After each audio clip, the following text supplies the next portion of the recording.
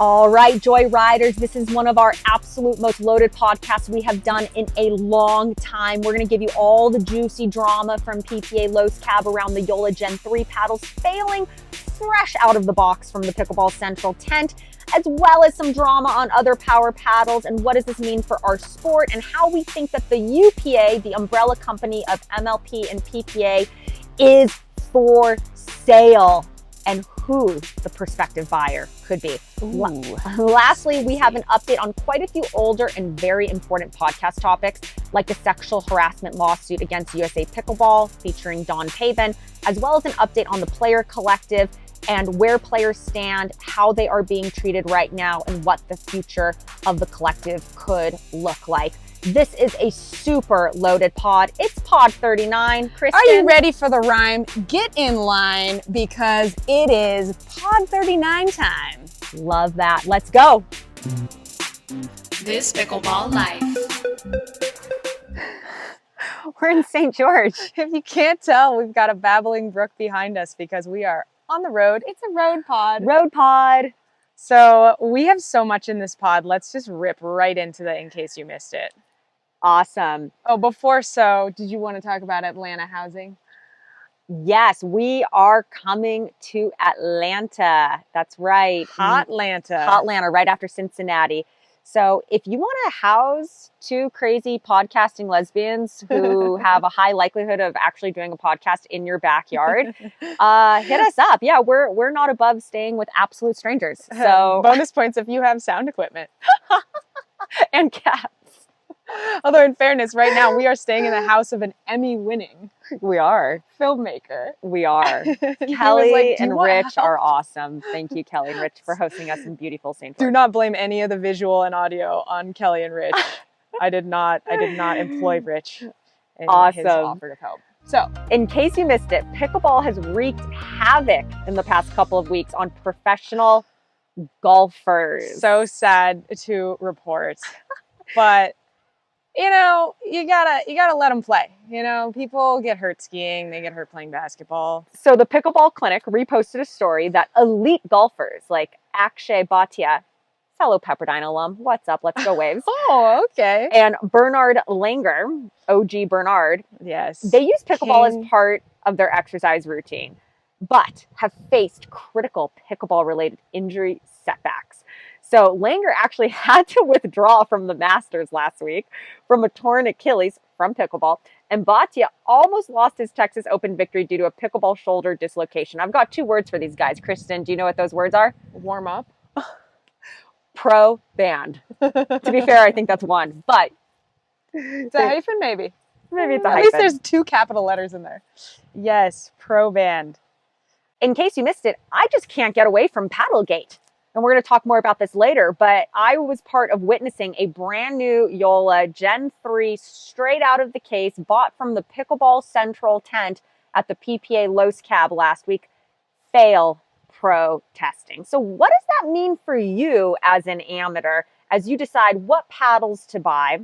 And how does this affect your everyday rec play? Should you be trying to play the absolute most powerful paddle you can, regardless of the fact that you can't keep it in the court? And we interviewed two prominent club owners this week to see if the rumors are true that they will be banning JOOLA Gen 3 paddles from their club. So much more on all things paddles and what it means for you a little bit later in the pod. You know what it means is that you could probably play tennis with a JOOLA Gen 3 paddle. Like, I wonder if you could get it over the net from the baseline of a tennis court and play a game of tennis. We should try. In case you missed it, paddle manufacturers, I know, paddles galore. Never not be talking about paddles. Paddle manufacturers are not happy when their signed players and influencers cut open their precious paddles and do YouTube videos revealing all of its flaws. You wouldn't be talking about Ed Ju, would you? That's right. Pickleball influencer Ed Ju cut up one of his own Selkirk paddles in a YouTube video, and I guess Selkirk didn't love what he found and revealed to the world because he posted this message on Instagram, which he later took down. Ed says, Selkirk saw my post and is now threatening to sue me for damages. So the story is this. As a pickleball content creator, I've been educating myself on pickleball paddle tech. I've been cutting open paddles, testing paddle specs, and exploring what makes some paddles feel different than others. Selkirk was not happy that I've been expanding my horizons. I was really shocked that they were telling me to remove my content that showcased other paddles. And then in the comment on that post, he says, Selkirk is threatening to sue me with a lawsuit. They're trying to remove my freedom of speech. And he later removed that. So I am just so fascinated by all of this. Sign a contract with a paddle company, that is not freedom of speech. Like, you are endorsing a paddle company. You're not supposed to disparage your paddle. Why is there foam on one side of the paddle but not the other? In case you missed it, Donn Paben has officially retired. That's right. You may remember from some of our previous podcasts on the sexual harassment lawsuits filed against USAP and the PPA that Donn Paben and Don Stanley were both named. Stanley is still currently the head referee of the PPA, but Donn Paben has retired. And in a note he sent to USAP on Thursday, April 18th, he writes, "Team, I'm writing to share that I will be retiring effective tomorrow, Friday, April 19th. I would like to express my gratitude for the support, camaraderie, and memories that we've all shared over the last few years.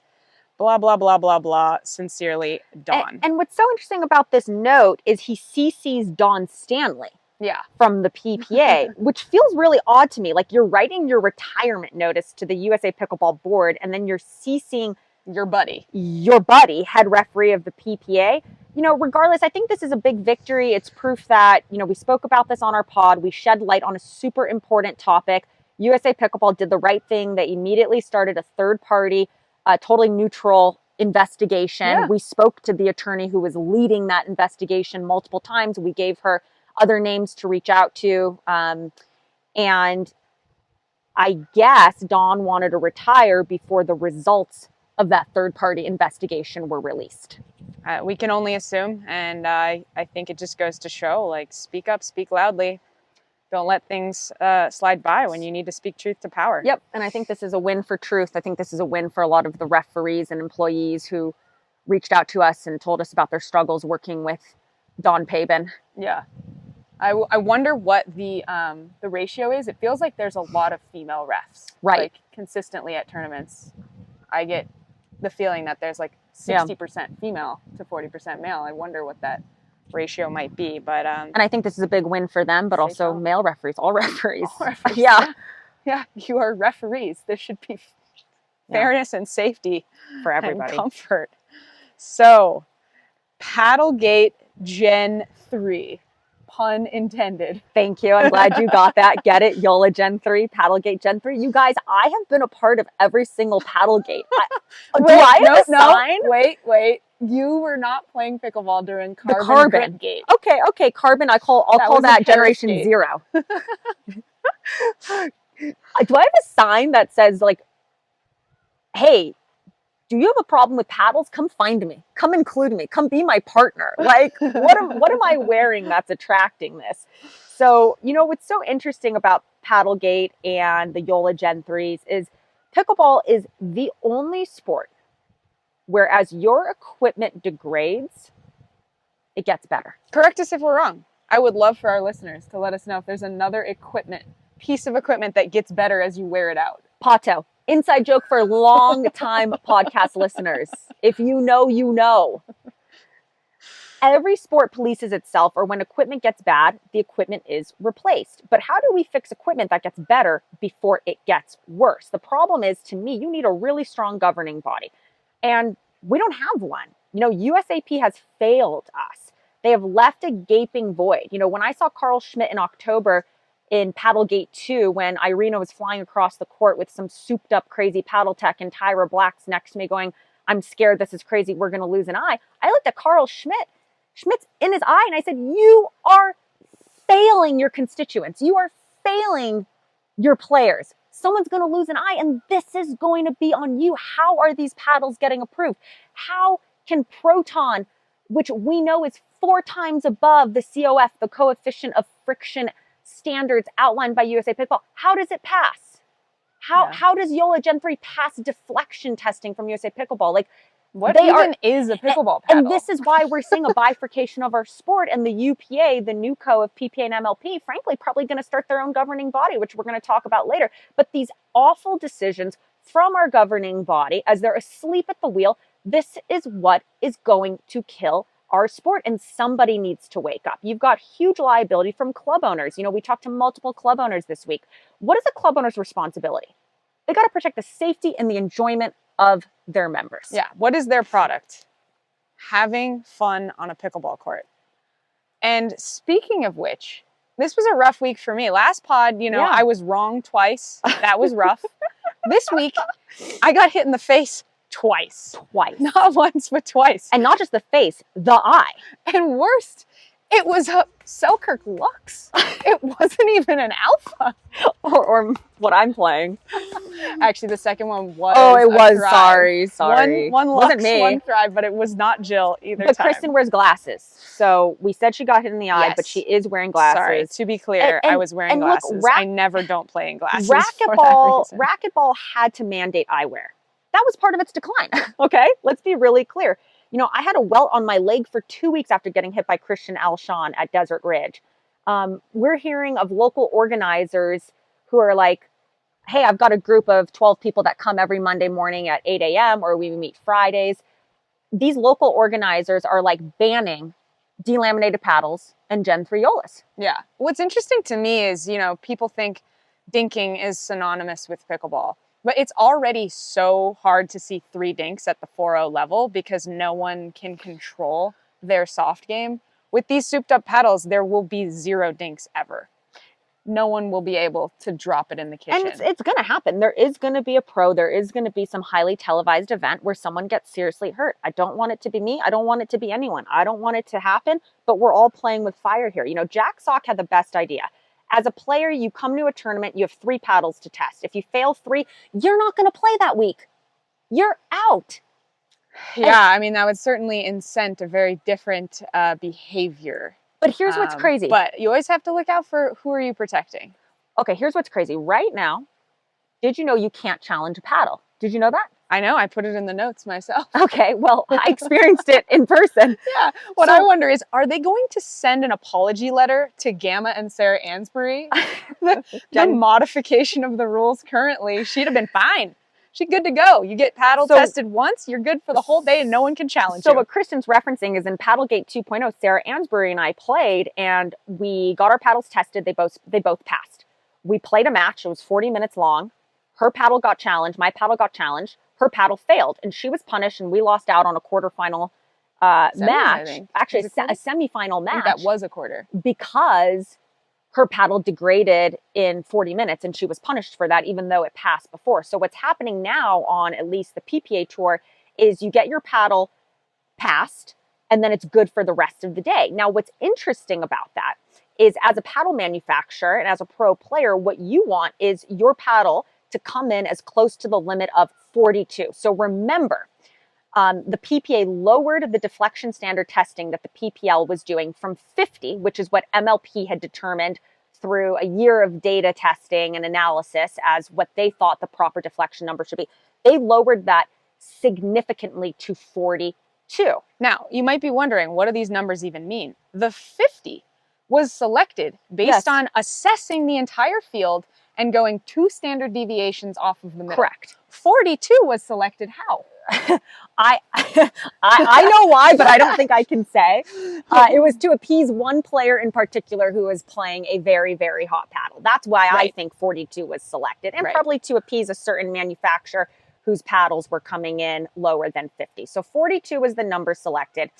And that is now what a lot of these paddle companies are trying to provide their pros with, like the Gen 3. So here's a paddle, it's 42. It's going to test at 42. Now it's going to degrade. So pay attention because this is really important. It's going to degrade quickly. So you come in with a 42 and over the day, it could turn into a 38. It's going to get hotter. It's going to get faster. It's going to get better. The next day you do the same thing with a new paddle. So I think, you know, that's a big, big, big issue. Yeah. Basically, again, it's like, what does it incentivize? If you say after 3 failures, you're out of the tournament, players might tell their manufacturers to stop giving them paddles that are so close to the line. Yeah, give me one at 46. If you tell people that you test once a day, not in qualies, just in the main draw, and then you're good to go for the rest of the day. So let's talk about that. You want a paddle that breaks 5 minutes after you start playing. Wait, so let's talk about that. You don't have to test in quali. So we don't care if you lose an eye in qualifying. Like, what is that messaging? We don't care if we don't have time for you. You're just a qualifier. I don't know. But the other odd thing is, again, what is that incent? Okay, so now we've got these scrappy pros trying to get through qualifying, and their incentive is to play a completely different, slightly more illegal paddle until they get it tested, and then they go play against better competition, and their paddle feels like it's dead because they've been used to playing with an aluminum bat. So here's what I think is happening. This is going to be pickleball's steroid era. If you, as a pro player, have won a tournament in 2024 or medaled, you are going to have an asterisk forever next to your name because this was the year of crazy, degrading, illegal paddles. And as a player yourself, you have to think about the future. You're laughing all the way to the bank right now. You're laughing to the podium, but I think time is going to show an asterisk next to a lot of these names. Agree or disagree? Yeah, I just think we need to rephrase illegal paddle because they're legal now. So what are they? They're performance enhancing paddles? PEPs? The PEP year. Not to be confused with peptide, BPC 157.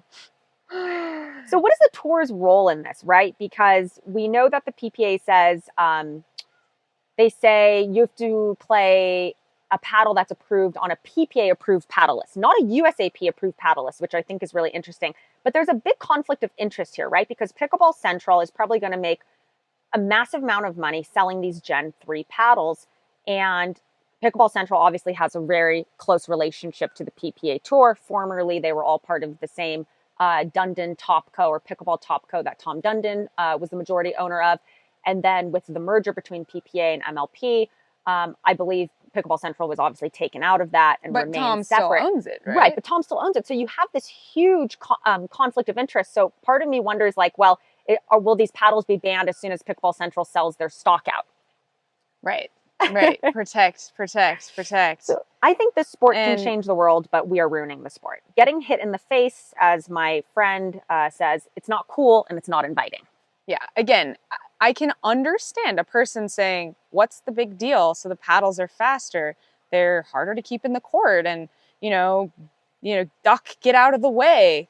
But they're coming so fast that a lot of times these players playing these paddles goal is to hit you because they know if they don't hit you, it is going out.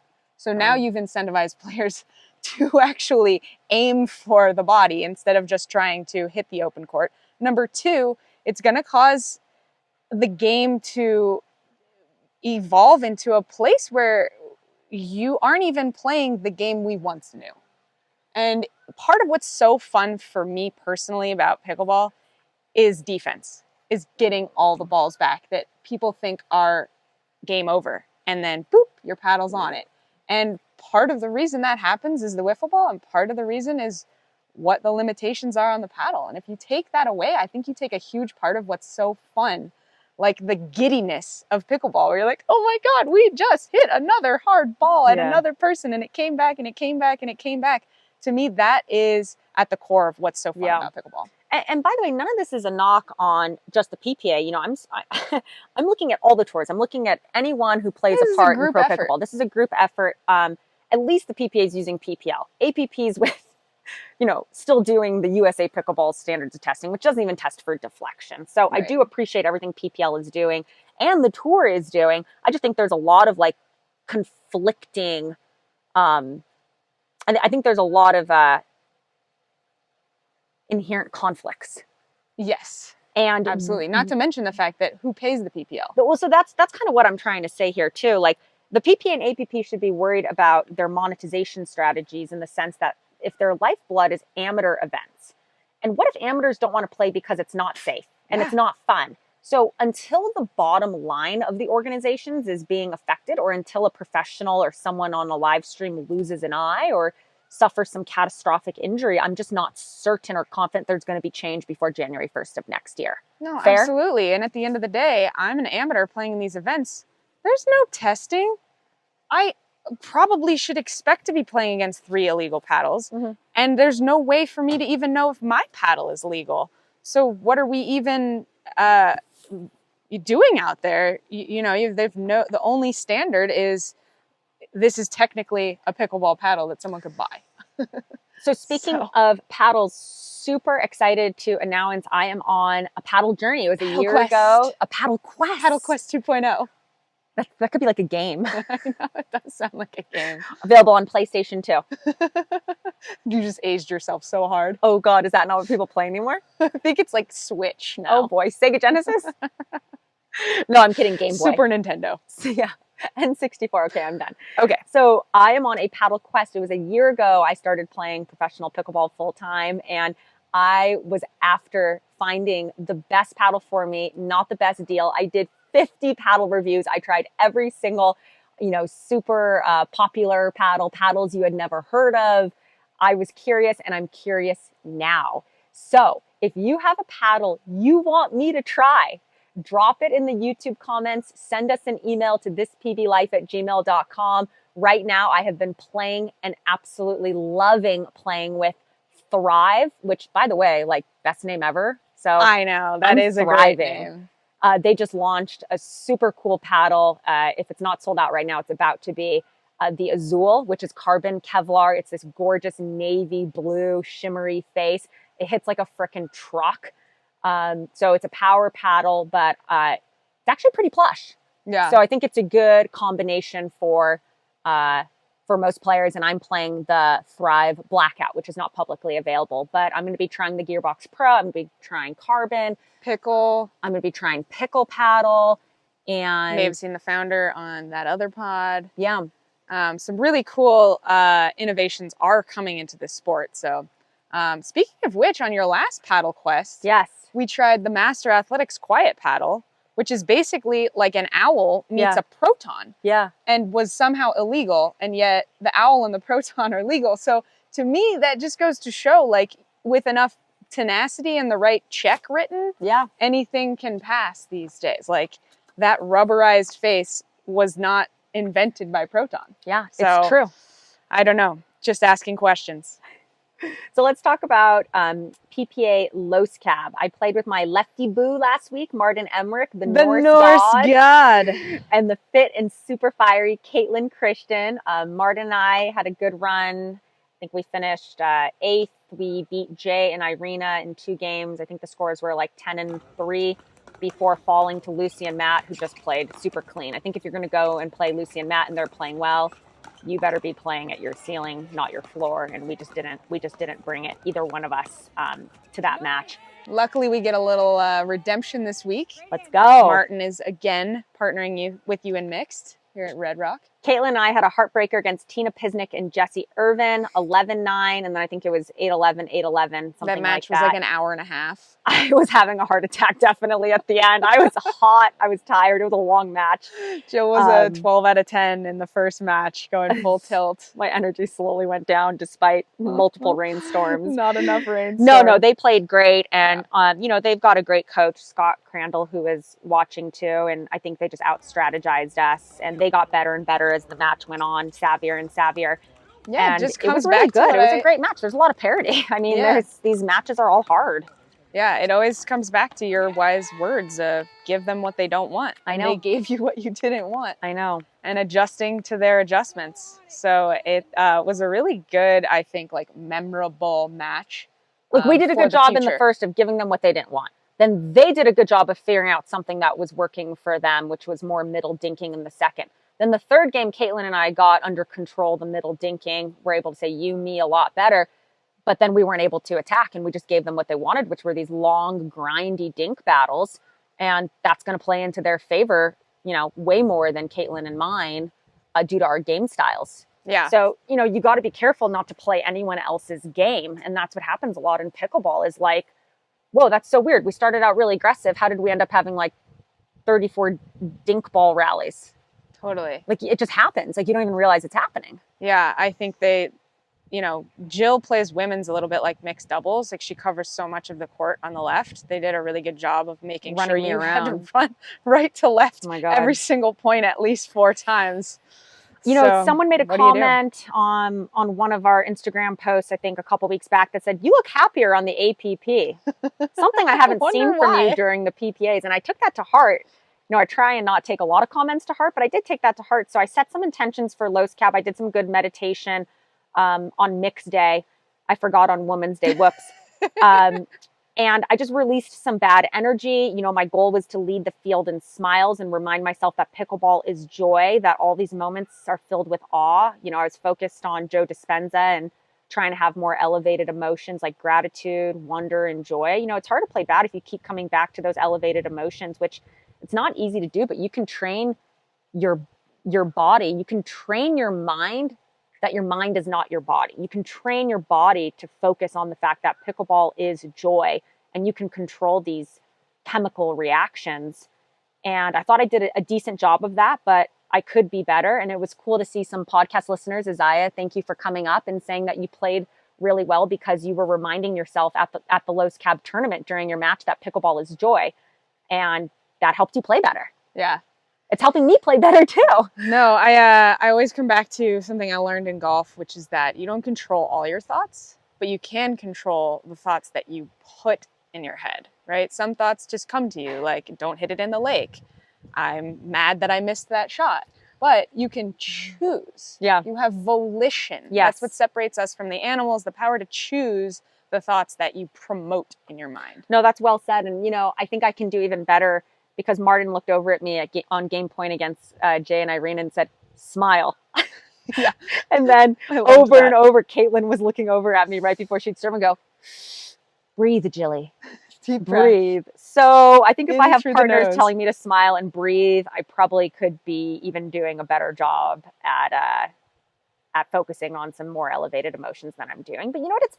It's hard. Look, like I've been doing this for a year full time and I'm still trying to figure out like what's the right attitude to bring to the court, the girl to dance with. Like, is it predatory and hyper focused with some smiles? Is it totally goofy, relaxed, kind of like Jaume Martinez Vic in singles coupled with focus? Like, is it 50-50? Is it more of one than the other? Like everyone Has to find their formula. Yeah. And Yeah. I think I'm really close to finding the formula. Like literally one tournament away. I think I'm going to find the formula this tournament. The right attitude I also formula. think it's misguided to think you're going to find the formula. I think different matches and different days require different formulas. And you have to not so much dance with the girl you brought, but bring the formula that you need for that tournament. I mean, there's a reason that you see some of these players kind of asleep in the first round, like saving their energy. I disagree. I think that I have been too easy on myself to be like, just dance with the girl you brought. Like, are you a little bit more focused today? Are you a little bit more energetic? Are you a little bit goofier? Like, lean into that. No, I actually think you can kind of train yourself on that right formula. If you find the formula, I think you can go into a match with knowing the intention. with the right intention, which is what I did in mixed. Okay.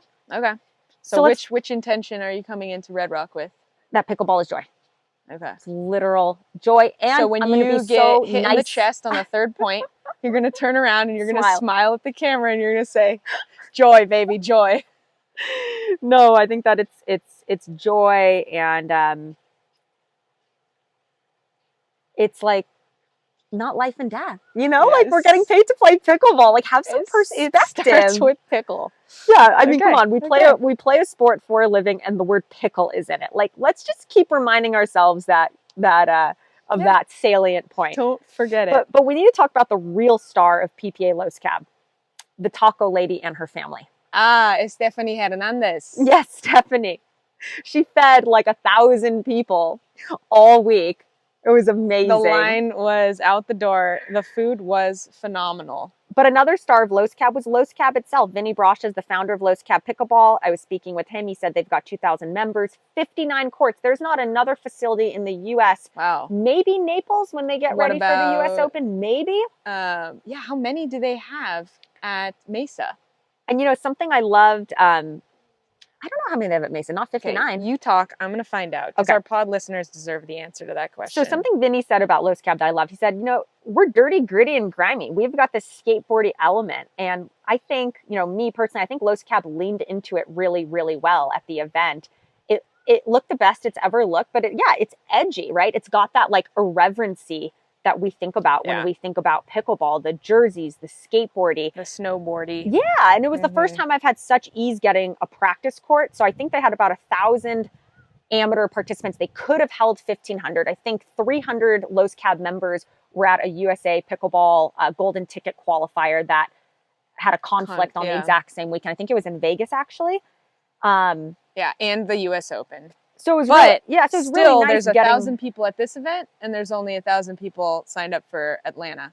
When we say people, we mean registrants, which is actually less than 1,000 people because they play multiple events. But those are the numbers on pickleball brackets. So what's so interesting about PPA events moving forward is, and we're going to talk about the bifurcation of our sport in a little bit, which is so fascinating to me. These are not USA Pickleball sanctioned events. There's no golden ticket component attached to them right now. So you're going to see competing amateur events week in, week out, but it seems like PPA is building their own pathway system with the state championships, which I think will lead to the Pickleball Boulevard event, their version of nationals. So I think it's just going to be really, really fascinating to see this total bifurcation, and will the PPA, UPA, I should say, the new co, adopt its own governing body? They've already gone on their own with, tons of rules, both at the pro and the amateur level. They've gone on their own. Change rapidly. Yep, they've got a different ball. They've got different formats. They've got different paddle testing standards. Yeah, the answer to the question is 41. So Los Cab has it beat. 41 courts at Bellbank Park. Kristen, speaking of Los Cab, did you see fellow Hessacor athlete Hayden Patrickin took down #1 Ben Johns? And then did you see Tyson McGuffin playing a Hessacor grip? Because I saw that. I did. I saw quite a few Hessacor grips. Lena, DJ Young. I'm worried because it seems like more and more pros are finding out about my secret weapon, which I don't appreciate. Scary, right? But the good news is if you're listening to this, might have a chance of getting a grip before they are sold out. You can use code JILLYB. Go to shop.hessacor.com. More comfort, more feel. My elbow feels better playing this paddle. My grip doesn't slip and change and move. There is a reason pros who are totally unpaid by Hessacor are out there playing Hessacor and winning. Once you go Hessacor, you can't go back. I ran into a guy last night in Vegas at the 3-5 league play finals. We were watching Anthem versus Lifetime. AJ was his name. What's up, AJ? And he goes, Jilly B, I'm playing Hessacor. I have 8 of them. It's like, go AJ. Yes, you won't ever go back. It'll be like you pick up a paddle and you're like, this thing is naked. What's wrong with it? Where's the grip? So begs the question, what's the next best Jilly B secret? Don't tell them about ketones. Not yet. We can't yet.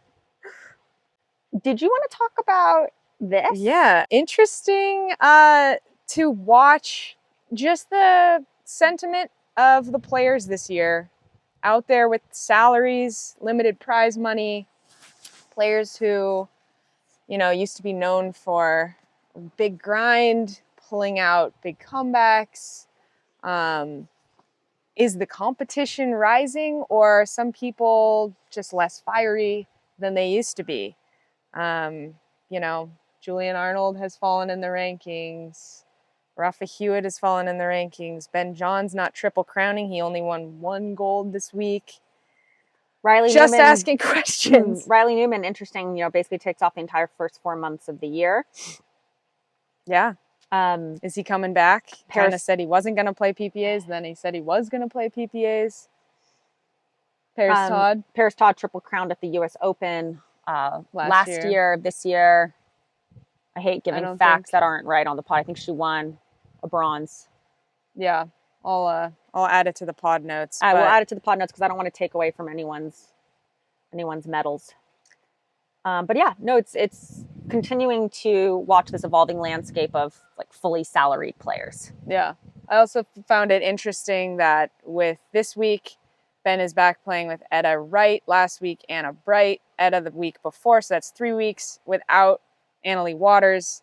Are we going to determine once and for all which one of them is the strong link in that pairing? everyone got a show as well with the Waters being back together at the US Open. That was cute, seeing mother and daughter reunited. Lee Waters definitely still got it. People are often like, oh my gosh. And it felt so good, except for all the other PPA players who requested permission to play the US Open and were denied. Yeah, that sounds like a top 10 hit right there. Thank you. I do what I can.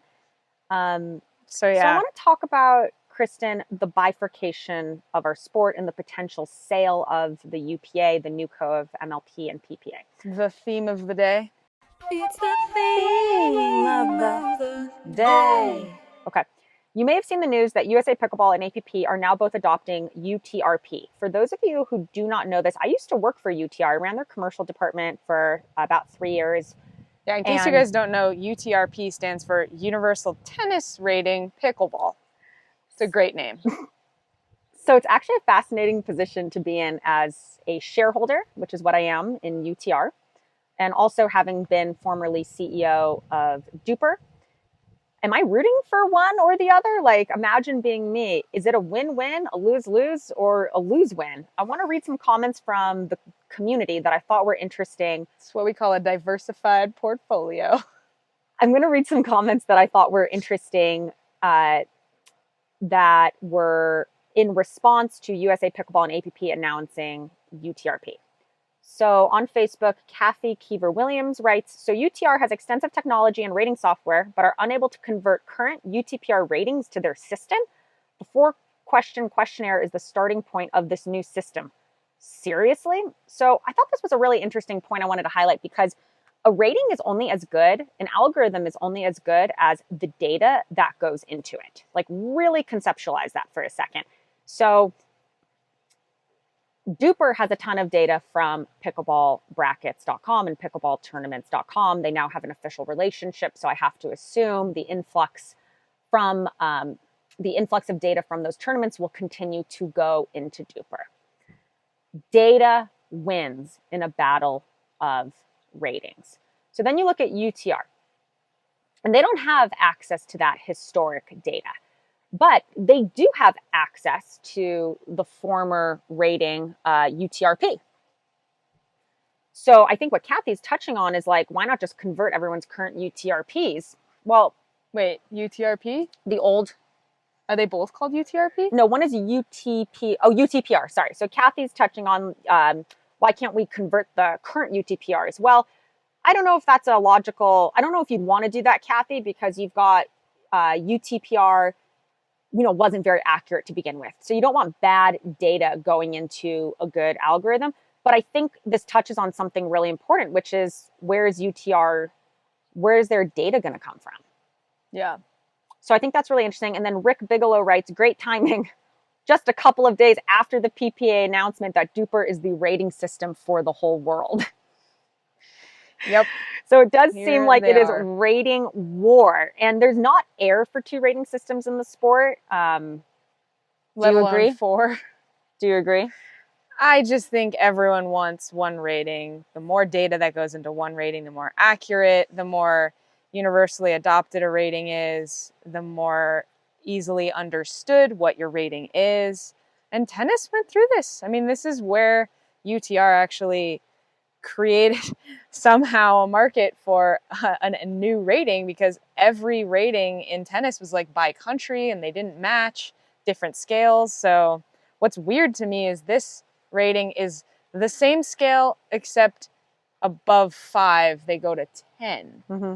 So where Duper basically matched the scale and then went 5 to 8 to stretch the pro level, now we're going to stretch the pro level to 10. So, and will you, as a 4.1 like me, still be basically the same thing? We will see for certain soon. And for those of you at home thinking, well, Jill, you were at UTR for 3 years. Why didn't you get them to get into pickleball? All I can say is I tried. They even went through a rebranding when I was there to go from UTR to Universal Tennis. And I said, don't do that. Like, definitely don't do that, because don't you want to be like Universal Racket Sport rating? like leave room for pickleball, leave room for padel. So they ended up rebranding to Universal Tennis instead, or UT. And then like 4 or 5 months ago announced another rebrand to UTR Sports because they realized they're more than just tennis. So yeah, I did try. Yeah. Ratings. So there's definitely not air for 2 rating systems. So is there enough air for 2 tours? So Tom Dundon, in my previous conversations in the past with him, when I was chief of staff at MLP, he used to say that there was room and that the APP played a vital role. And he felt like there was enough air for both PPA and APP. So speaking of Tom, I've been trying to piece this riddle together. And the riddle goes like this. Why would the UPA sign 15 new names while saying that they needed to reduce costs and all the MLP players needed to take reductions? Why would they be signing these new players while MLP players who took reductions still remain unpaid going into really the week of May 1st? So pickleball.com did this post. It was a photo of Tom with a quote by him. And he says, it's always been enjoyable to me to figure out how to make money. So I want to highlight how a couple of seemingly unconnected things I think might be very connected to each other and lead to the answer that the UPA is for sale. So you've got all these MLP players. I had like 6 players come up to me at PPA Los Cab and say, hey, Jill, I took a reduction, but I haven't been paid yet. So I was supposed to get paid January 1st. I took a reduction. I signed a new co-agreement. It's April 25th, and I haven't been paid yet. And what does that have to do, right, guys, with the sale of the UPA? So the UPA signs 15 new players. In addition to J.W. Johnson, Georgia, Dillon, Millie, Gabe, they announced Blaine Hovenier, Kaysen Campbell, Lane Sleeth, Helen Jansen, Michael Lloyd, Ryan Fu, No Cliff, Mo Alhouni, Moda Alhouni, and Sam Parker. So if a tour is struggling to pay current players, but they're signing new players, it kind of flies in the face of what the UPA was saying before the merger, which is we need reductions. So the only reason I can think that they're signing these new players, Kristen, is they want to be able to say, look, we control all the best players in the world. Come by us. And I think they are in discussions with Saudi Arabia to do so. And what's scary for some of these players who haven't been paid yet, in these new co-agreements, if there is a change of control of any kind, Kristen, they could be released from these agreements without pay. That's a scary thought. And what makes you feel like that it would be for sale versus just, oh, we're just trying to protect our sponsors. Like we've always said, we want to lock down the players. It could be. Most of these players are probably being signed to non-salaries, right? But think They're about just it. Getting their entry fees waived. No, there's definitely going to be a financial component to these outside of just like, because you can't ask a player to forego other revenue generating opportunities on the APP unless you're going to pay them for that. Well, you would think that players wouldn't say yes to that, but I'm not certain that that's the case. Yeah, so there's either way, it definitely is kind of a There's slap in the face to everyone who has been asked for a reduction. That's for certain. Well, there's 2 schools of thought. Maybe they're just optimizing the generous payment terms in the contracts that they got players to sign that allow them to have, quarterly payments, 60-day payment terms, and then 60 days to cure. I don't know if that's what's in the agreement. Right. We're just punching. Makes me wonder, what are these players doing without money? Like, are they all going into credit card debt? Are they all finding a wealthy uncle to front them the money? So I asked someone that who works with players, and his response was they did really well last year, ironically playing the APP, having other opportunities, and they're just eating into those savings. Yeah. Wow. So yeah, I think there's 2 schools of thought. The UPA, even though they asked players to take reductions, they still want to secure some of the best talent. And then they are going to pay players. They're just optimizing. They're just working within the payment terms of the contracts the players signed. So that's one school of thought, which I think is generous. I think it's saying they're good intentioned. Then there's this other school of thought. And again, we're just asking questions, which is, are you signing players when you've been so vocal that you don't want any new players? You've always been vocal that you had too many players, that we spent too much money on players. That's the part that I don't get. So are you signing those players to appear like even stronger in the face of a potential buyer? Like, look, we're getting all the best players in the world, And are you having them sign contracts where if Saudi Arabia does want to buy the UPA, they can have the optionality of having their cake and eating it too, keeping the players they want to keep because there's contracts, but also having the freedom to just say bye-bye to anyone that was an excessive and falling star, so to speak. I mean, sports are funny. People who you think are going to be dominant forever sometimes lose their edge, and people come out of nowhere and come out guns blazing. So it's hard to predict. I think both schools of thought, both worlds are very possible. But I've got a lot of players coming up to me and expressing that they're scared and they think they made a mistake. Yeah. And, so my advice for players is, you can't listen to what people say to you. You've got to look at what they're doing. And to be fair, I've spoken to PPA signed players who've told me they've been treated really, really well, that the PPA has paid them this year. They've honored every commitment made to them. So is it feasible, Kristen, that MLP players who took these reductions are kind of paying for the original sin, paying the price of the original sin? And that's the original sin of Tyson McGuffin, James Ignatowicz, Anna Bright, Jesse Irvin, Zane Navratil, everyone in that cohort of Josh Friedman's top-notch management that took the bite of that apple that started the war. Yeah, I mean, it certainly feels that way. Although at the same time, right, like all these PPA players are reaping the benefits of that war. They got bigger contracts and were offered bigger salaries that were paid based on the fact that, thank you very much, Anna Bright, James Ignatowicz, Riley Newman, Tyson McGuffin, for making the PPA shake in their boots. So it is kind of interesting that those two things can exist at once. So I think this all comes back to the player collective. I think would be a good time for some organization, wouldn't it? Yeah, I think there's like a lot of disgruntled players. Speak and get slapped down. I think about Zane and Andrea Coop. Andrea was always such an advocate for, we need a band together. We need a band together. Then we band together, and she's so terrified of falling out of the good graces of the PPA. I think people get deal fatigue. I think the Johnson 5, I think they got deal fatigue.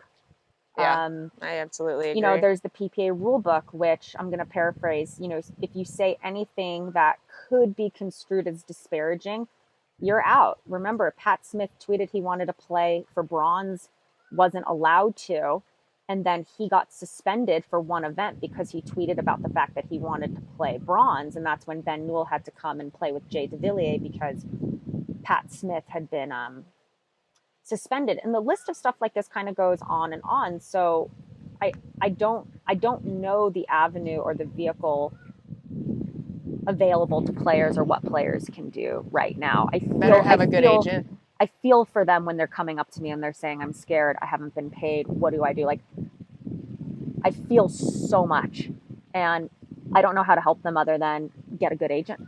Yeah.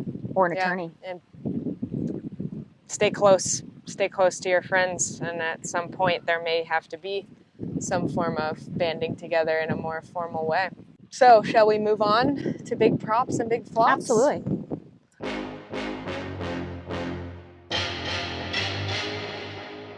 We've got some major big props to throw out. First of all, Tina Pisnik not only held on to defeat Jill in 3 games, but she carried Colin Johns to a bronze medal. And as Memes of Pickleball pointed out, that is one more bronze than Ben Johns. That was the best. Memes of Pickleball is so good. Props to the Walker sisters. They've been steadily improving since I first became aware of them as they were signed by the PPA. They took down Elise Jones and Lauren Stratman. Lauren, who also medaled in singles this week. So Congrats there. to Lauren, that's awesome. But yeah, they beat Lauren and Elise in the 3rd game 13-11. And then went on for the sister duel against the Brashas. A lot of sisters out here. Kawamoto's, Brashas. When are we going to see the Braverman sisters? I keep trying to convince my sister Natalie, who's getting so darn good, to play a tournament with me. And she says she doesn't want to bring me down. And I'm like, Natalie, here's your 10% of the court. Get into a backhand scorpion position. You're going to be just fine. I will do everything backhand scorpion? You know what I mean? Like, put your backhand up over your left shoulder and let's go. Yeah. She's a double forehand right? We're That's 100. that's Okay, the so secret weapon. so just a little teaser. My sister and I are definitely going to play the APP Newport Beach in October. And just FYI, her last name is now Rainey. So now I think she should become Natalie Braverman just for pickleball. and she goes by Naki. So yeah, Naki and I are going to play at least one event. I'm trying to convince her too, but she doesn't think she's good enough. And I'm like, dude, you are so freaking good. I mean, you're what she NCAA makes up All-American. for in maybe not being as tournament experienced, she makes up for in knowing you better than anyone. Yeah, there is definitely something special about being with a family member on court, and I do not mean your spouse. Yeah, that somehow does not work. I mean as like well. a sibling who you have abused your whole life and been abused by. There's Payback. a freedom that you have on the court together, just an allowance that you have Totally. a hall pass for your behavior. Oh, awesome. So other big props. Did you want to squeeze in the big flops? A big flop. The Vulcan ball. I was in the pro lounge. I heard a couple pros talking about how their wrists have been hurting since switching to the Vulcan ball. I thought that was really, really I wonder interesting. if that's part of what happened. Funny because my wrist has been hurting too. Yeah. I thought it was from defending the ATP against Lacey Schneemann. The alpha. But maybe it was an alpha problem, but it was a Vulcan problem. Maybe it was a Vulcan problem. And the alpha and the Vulcan together. That actually does sound like a Marvel comic, like Alpha and Vulcan take down all the pros. Big props to our SoCal friends, Roscoe Bellamy and Caitlin Christian, for their run in singles. They both grabbed a bronze. Big flops. We kind of went over this. The paddle testing. I mean, no more challenges once a day. We changed the Not in parameters. Like, qualifying. it almost feels like a waste of time to even have paddle testing right now. They're just doing it to save face, but I'm just asking questions. Big flops to the US Open coverage. Like, it was great and bad at the same time. They didn't show the game scores in the second and third, so you had to like look into the fine print to see that one team had already won the first. And you're like, wait, is this the first game? Good commentating, matched by some really weird commentating, so a little bit odd there. But they did, I think, have some coverage on Real TV. I had Does anyone else feel like when they're watching the U.S. Open, they don't know if it's 2024 or 2018? I almost wrote that in the notes. But yeah, how many of you out there were watching multiple pickleball events on multiple screens? How many screens does it take on a Saturday to watch pickleball? All right, we've got a Joy Rider Challenge. Joy Rider Challenge. You guys. Oh boy. This one, maybe you didn't do singles, but you're going to do this one and you're going to send me thank you notes. It is all about raising your floor. Getting better is not about raising your ceiling. My biggest tip for anyone listening to this that wants to level up their game is this. Get more balls over the net. Whoever said hit it high and die, I want to hurt them physically. Because I want you to go out this week and not miss a single ball in the net. The net is there for a reason, you guys. 99.9% of balls that go into it don't go over it. Yeah, you know what the net reminds me of is the lake. You're supposed to say, where does the other bunker. 0.1% go to?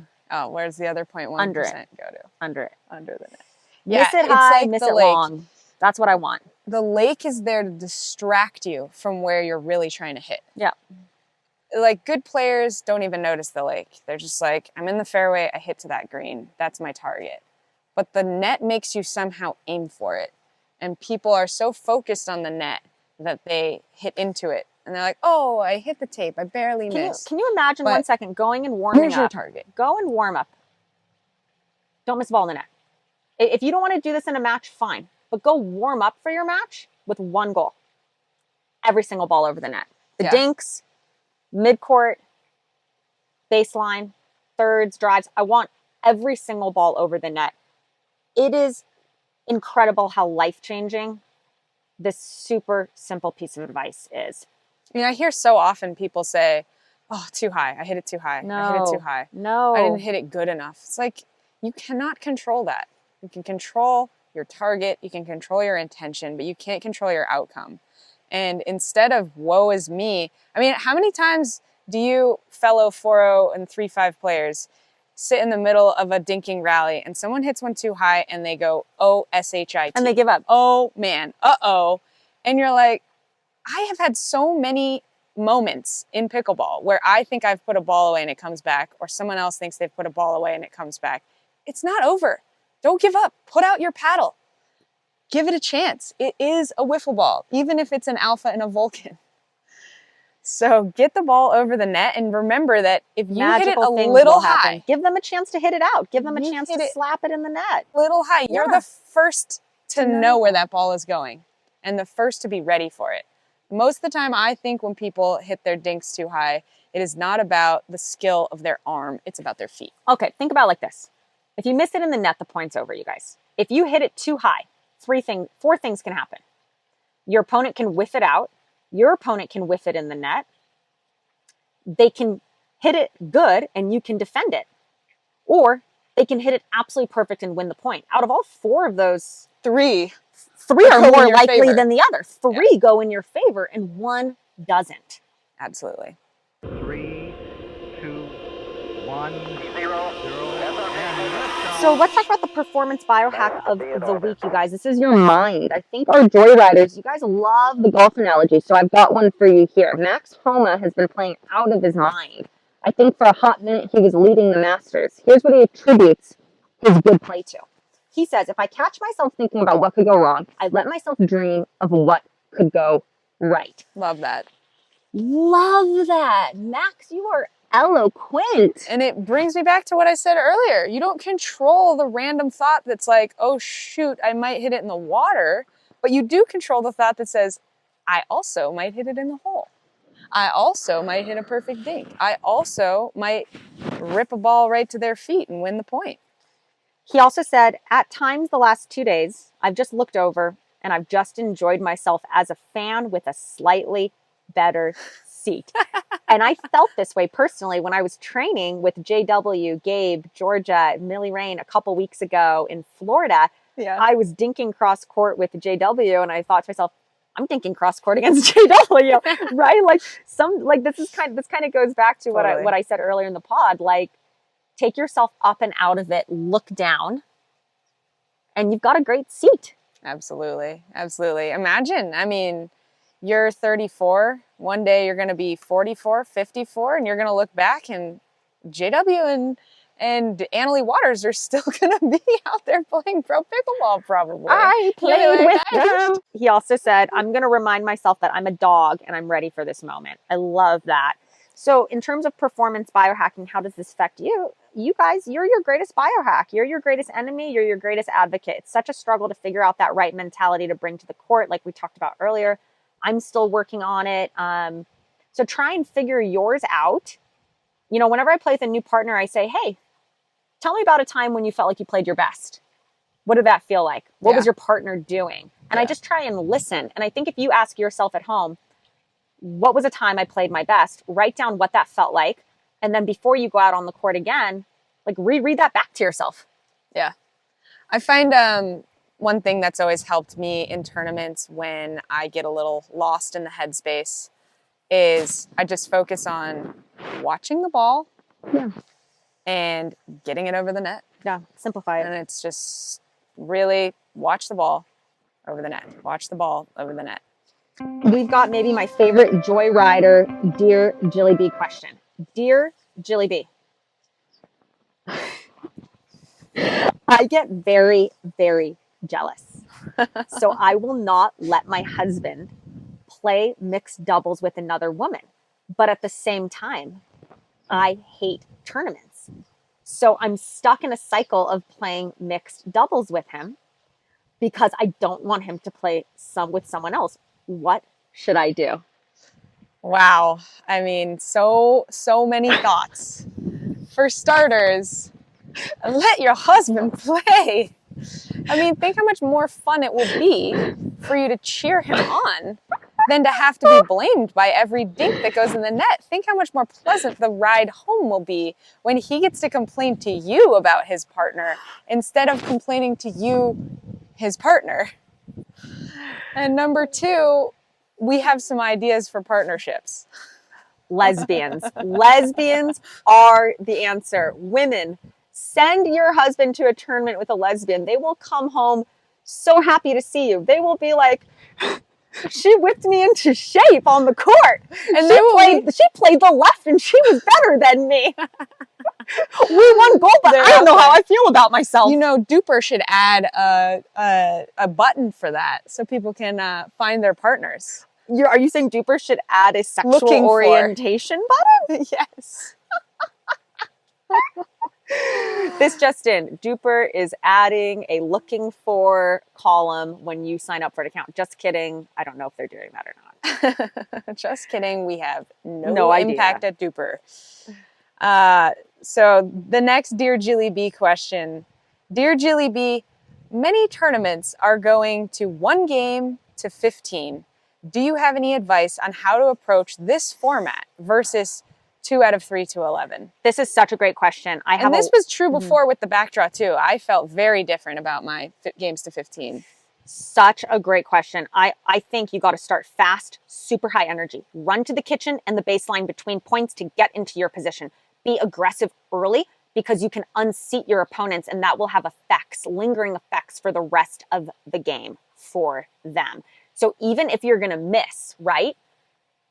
And you miss into the back of the fence, but it grazed their ear or got really close to them, they're going to feel like a little unsettled. They're going to think, you know what? If I leave my dink up high again, they're going to attack me. And I think it's so important early to set the tone. And a lot of that is just energistically, I don't know if that's a word, but like your energy running to the kitchen to get in position, your energy running to the baseline, your energy hopping up and down on your toes before you return a serve. Like, you got to bring it from point 1. Do not let it slip. Pickleball is a game of runs. When Andre Descu and I got silver at the APP, where was I? Delray. Oh boy. So long ago. That was like so 2022 between now and 2 weeks ago. You know, we went on an 8-point run and a 10-point run against Jana Newell and Will Howes. Runs. So it's a game of runs. And do not let your opponents run early in the game to 15 because no matter how good you are, it is so darn tough when you're down 8-1 to come back. It's really, really hard. It's a game of runs, so you might bring it to 8-all, but can you run it again? That's the problem. Yeah. And the APP now, the singles is not only to 15, but it's rally scoring. But I think we both know you would have beat Tina and Jessie in a game to 15. Yeah, energistic. Energistic might not be a word, but it does sound like a really good name for a new paddle. Chris and I have been energistic. Chris and I have been like writing down names for paddles in our free time. I don't know why. This is our new road trip game. We've got a lot of great names. Some people are playing what's that road trip games? So I Spy with my little eye. We're playing paddle name ideas. Okay, awesome. So let us know how it goes with those amazing hacking question advice. We're full of help on this pod. This is like the Help It pod. So next week, you guys, we are so excited to update you on my paddle journey. I'm going to try a bunch of paddles. Get it straight. Sorry, Paddle Quest. Paddle Quest 2.0. Sega Genesis. So we're going to update you on Paddle Quest. I'm going to try the Gearbox Pro this week. I'm going to try a new Pickle Power paddle and a couple others as well. We're going to talk about PEDs, performance enhancing drugs, and WADA and Pickleball next week. WADA is the governing body for all things performance enhancing drugs. We're going to keep you updated on Paddlegate Gen 3. Of course, we're going to have an update on all things PPA St. George, which is going down starting tomorrow. So don't miss out on next week's pod. Thank you for listening, you guys. And don't forget, Pickleball is joy. Don't let anyone tell you differently. We out. This Pickleball Life is a Tomahawk production, 100% organic, self-made, and homegrown. Music by KDubs, editing by KDubs and Jilly B. Check out pbgods.com and use code PBLifers for 10% off your next order. Do you have a question for Jilly B? Email us at thispblife@gmail.com to be included in future episodes. Don't forget to click subscribe. This Pickleball Life.